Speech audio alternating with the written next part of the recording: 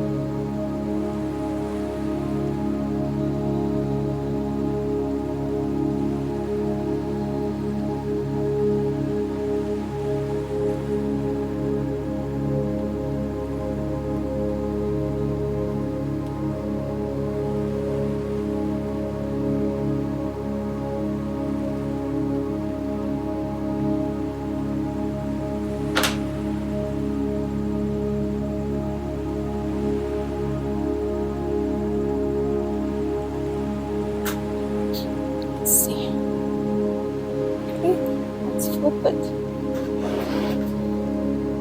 Hopefully it will come out.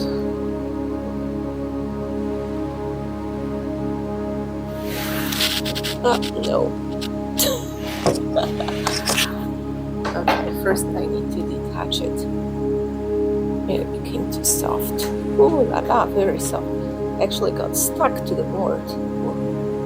Okay, let's see, slowly. Roll it again. Okay, so let's try a different way. I think what's happened is that it was too moist here. The board got too moist from all the rolling. So I'm gonna try again. I'm gonna now do it directly here. Let's give it a slight roll and cut again. You can see how much the clay stretched from just me. This clay just stretched from just me picking it up. That's why we do the flipping with the board, because it's like a centimeter difference in some areas. So every time you pick the clay up, the distortion can happen. All right, another recut.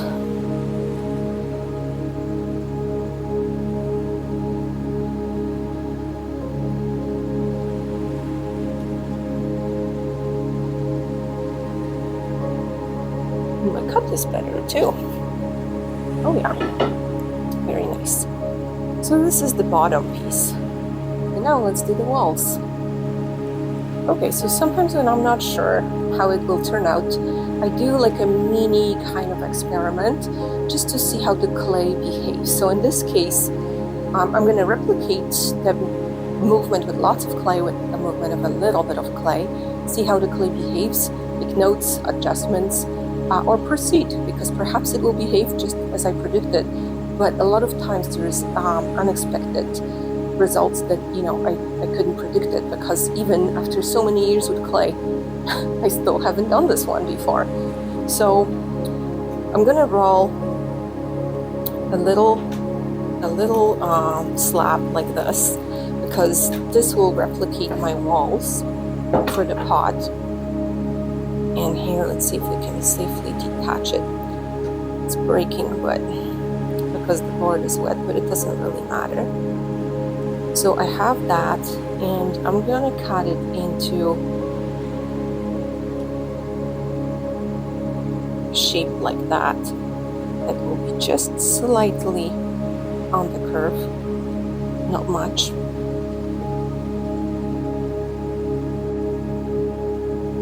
Okay, and now let's see if I can make it into a round wall.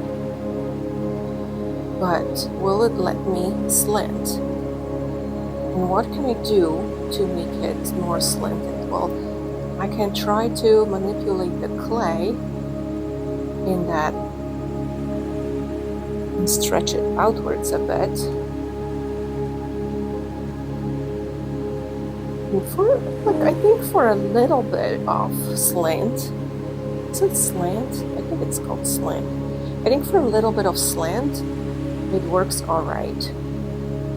I think just, you know, plasticity of the clay and having it still soft, I can relocate the particles so that it remains this cylinder shape, but the walls are now a little bit slanted. So I think I can do this. I think this is okay. It's not going to be as slanted as perhaps like that, because that would cause cracking. Yeah, I think it needs to be just slightly slanted. So that would be good, though. That would be good. I think we can proceed. So now I'm gonna do it with the actual big chunk of clay, and what I want to do with this is I wanted to roll it lengthwise. So I'm gonna continue creating that shape, lengthening it before I actually start rolling. Just stretch the clay a little bit. And at this point, I could even try on my bottom to see how, like, eyeball how much I actually need lengthwise. Here is my bottom. And I am actually halfway there, so it will be possible. This is enough clay, plenty of clay. I am right now at 3. I do need more that way too, so let's see, let's flatten it like this first, so that I can have a little bit more vertically as well as lengthwise.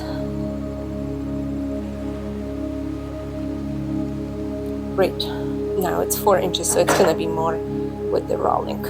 Okay, so I'm ready for my first roll, and I'm almost like full here on the board. We might have to move this. Let's see how this goes. Oh yeah.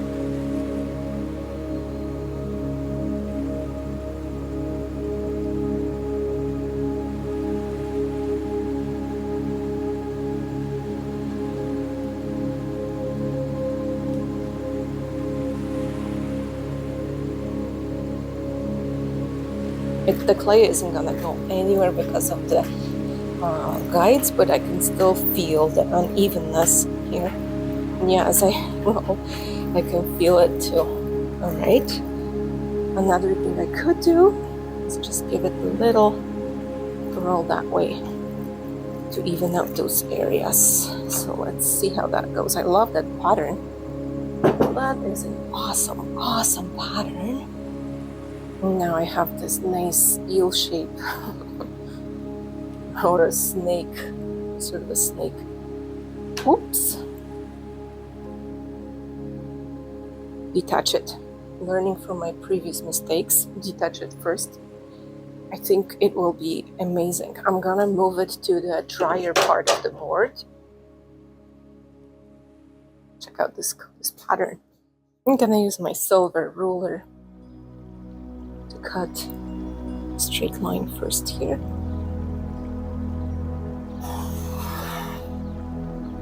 Make a cut.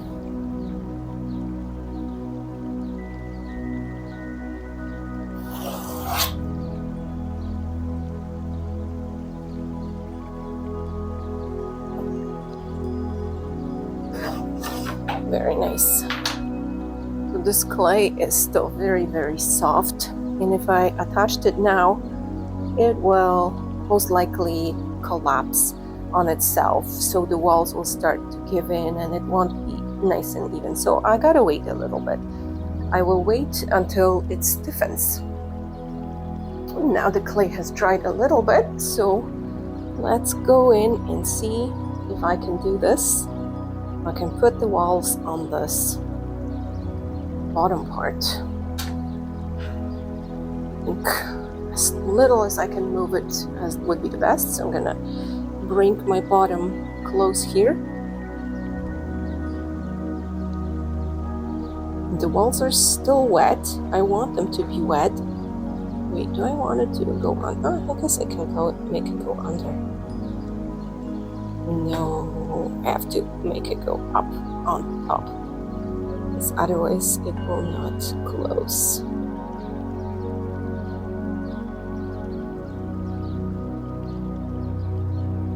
We wanna make it nice. I do have enough, so that's good.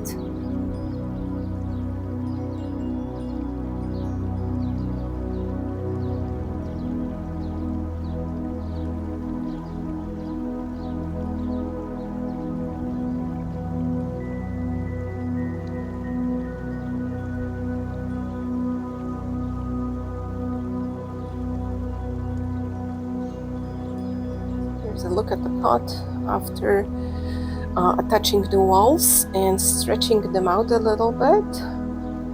It's not a perfect round, but it's pretty good, and I think I will work more on it once it stiffens. I have to add the walls now because otherwise if I waited too long they wouldn't stretch, but I feel like it's pretty decent. And then after it dries a little bit, I will be able to correct it even more to make it, finish it wherever the dents are, to make it more pretty and finished looking. But for now, I think it's pretty nice. So for now, I'm gonna leave the pot and let it dry a little bit before I come back to it, probably either tomorrow or tonight. We'll see. I'll have to check on the clay.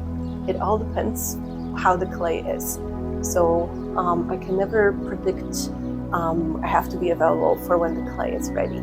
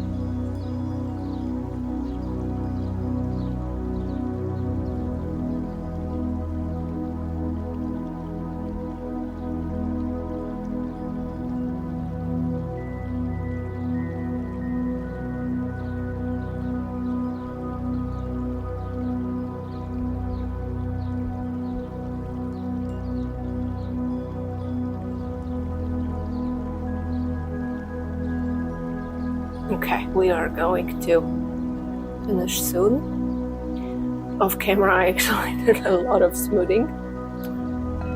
I just turned it back on to show you my technique for flaring out the lip a little bit. So right now it's more dry, but it's still not leather hard, so it allows for a little bit of movement, and it's quite irregular, so I'm not sure what my client will say about that. I'm gonna have to check in, because if they want perfect, then I'm gonna have to use a different method of cutting it off with the wire or like knife and just making sure it's perfectly even everywhere. But right now I would say for a handmade pot it's quite even. I had filled up some areas that were having more of a dent, so I filled it up with clay, and I just kept on going with my rib inside and outside until I felt the structure is more stable, like this.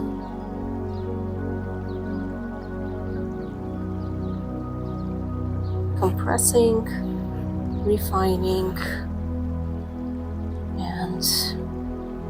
and on the inside as well. On the inside, I would just hold my rib, rotate the wheel, and let the rotating action of the wheel kind of do its job. So I'm gonna leave it for now and let it harden a little bit more until I can flip it and define it more or clean it more. Yeah, this lip is not even. That's the problem with handmade pots. They're really difficult to make super straight. But if somebody likes that effect, it could be quite cool. But if they don't, then that would not be good. Great news, I heard from my client and he really likes the pot just the way it is. So I think the imperfections are actually quite cool, and we're gonna leave it like that. It has dried a little bit more, still needs a little bit more drying before I can flip it over. So I'll probably have to wait until tomorrow, but I'm gonna start designing the feet. I decided it's sturdy enough to be able to flip over, and it will be better to do it now because I can still clean up when it's not like super dry. So yeah, oh yeah, oh, it's holding shape greatly. That is really neat. Upside down is gonna help me even out those walls a little bit more, clean them up a little bit more like that. It's a little bit easier than having to look down. Yeah, they're cleaning well. Now we gotta deal with this sharp edge here. So I'm gonna use my rib and just compress it ever so slightly. Sometimes I use a knife to cut it. I think with this one, I'm just gonna do this. And then clean over here as well. This black lead here, I'm not sure if this bleed is actually clay or it's algae that grows in clay, whether it's black clay or algae, so I'm not sure. If it's black clay, I think it would be pretty cool, even though it's hidden, but it's like having a special mark on the pot.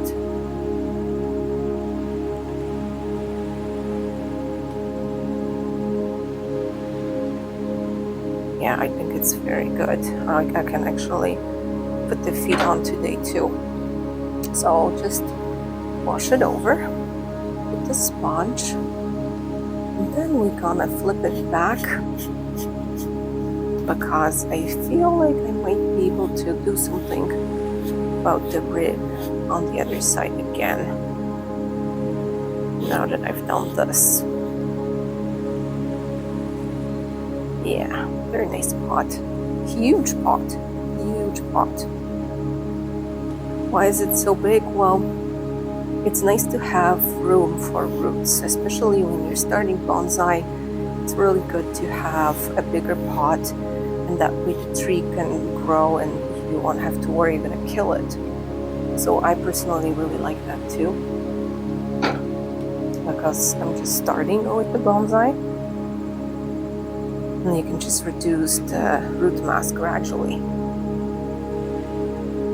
without making it a shock for the tree. So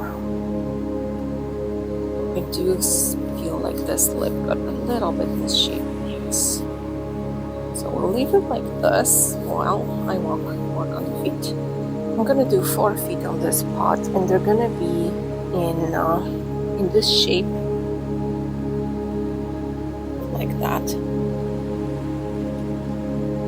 So I need to make a template. They have to be big enough to fit the size of the pot. So let's do that. Now having this piece, I can easily fold it in half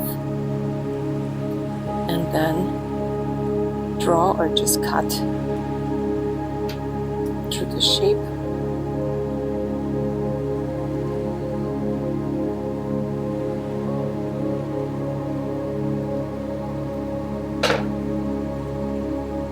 Something like this. And if it's too high, I can always cut it down. Alright, let's try with the stamp.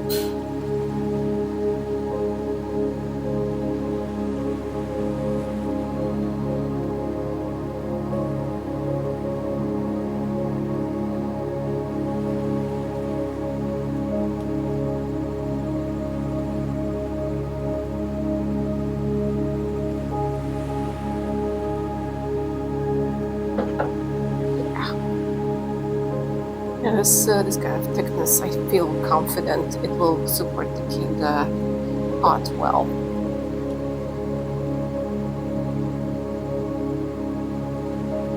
Very nice.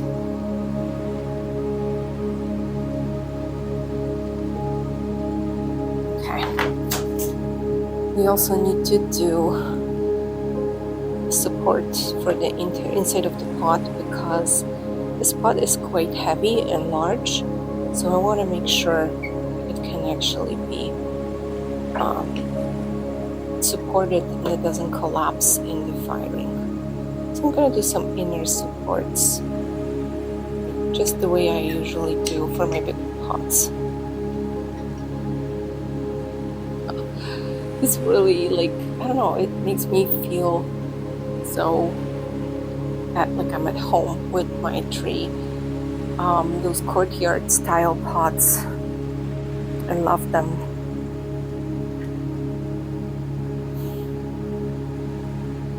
Because they can hold a lot of soil, a lot of root, a lot of water. It's not as dainty as the really small pots. I think a little bit recessed is better, just a tiny bit recessed. Yeah, that adds more elegance.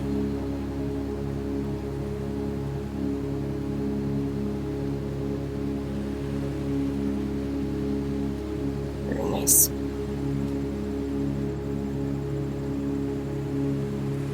I think this is the good size of the foot because this is a big pot. We'll have to, probably it's gonna get a little bit more compressed.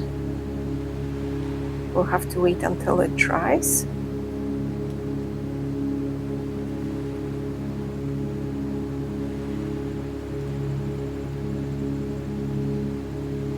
But I like it. Before I do the feet, I'm gonna cut out the holes. Here's the pot. The feet aren't attached yet. Just the look of how it's gonna be. Now we're gonna just cut out the drainage hole in the middle.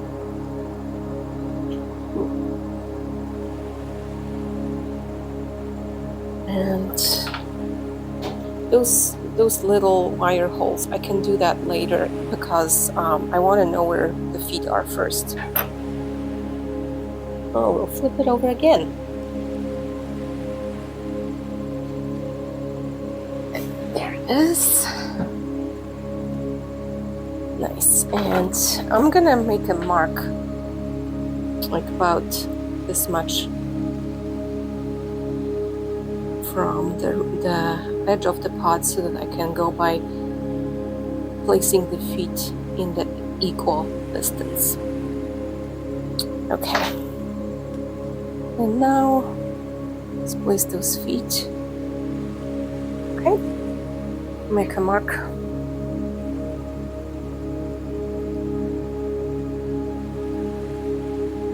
This is probably the biggest pot I've ever made. Like, it's the tallest for sure I've ever made, so I hope it works out.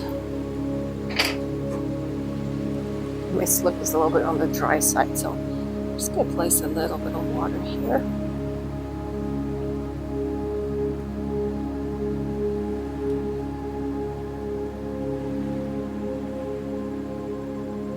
Press it.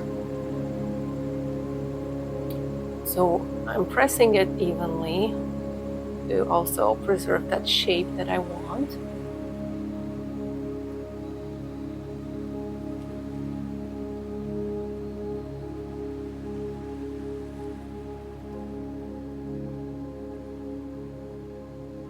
How's that looking? I think that's pretty nice. All right, hyperlapse to them, all of them now.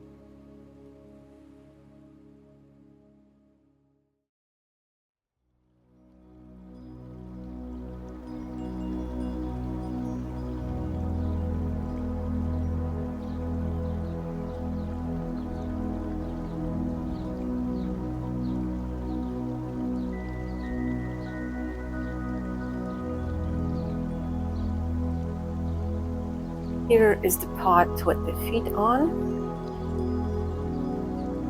and the first drainage hole. And I'm just gonna do the wire holes.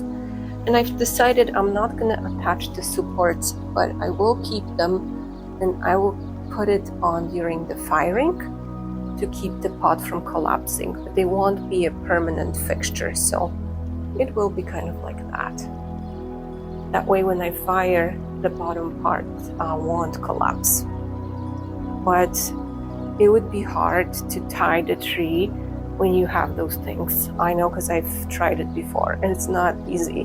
You have to go with the wire around it. So I want to keep it simple for my clients so they can enjoy it and not have to deal with the unnecessary parts. And now for the drainage holes, I like to put them in the middle of the feet area because the water tends to accumulate there. During firing, the pot will slightly dip in that area. So having it's a wire tie down hole, but it also does drain a little bit of water, so that the water doesn't sit in that area. So it serves a double purpose, really. There we go, just 4 holes. Let's see if we can press the seal in here.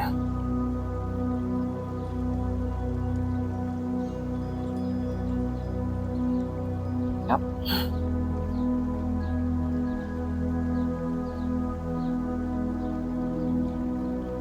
There's my seal. I will also sign it with my name.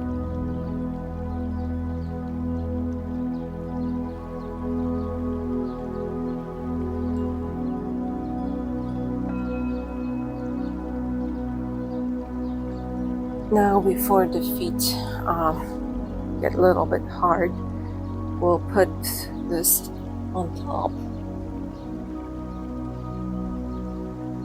And we can actually flip it.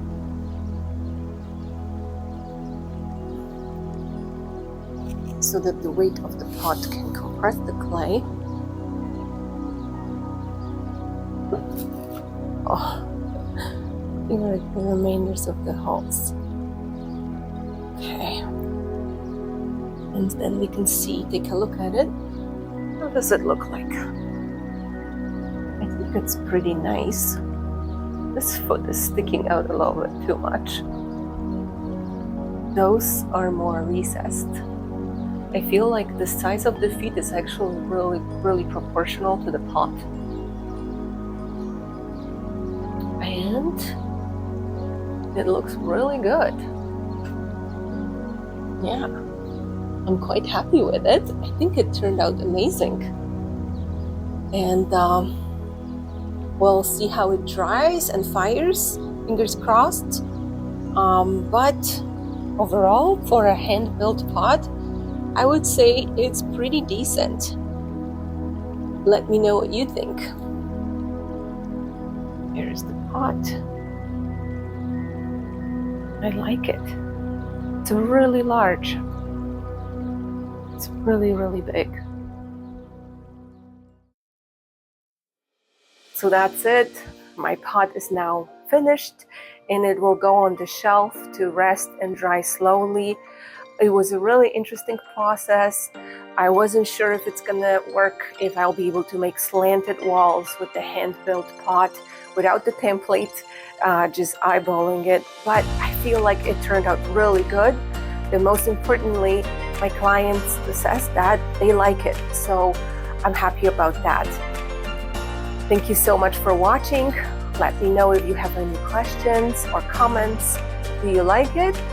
What would you do differently if you think I should do something differently? Do you have any ideas? Please, I'd love to hear from you. Thank you so much. Bye.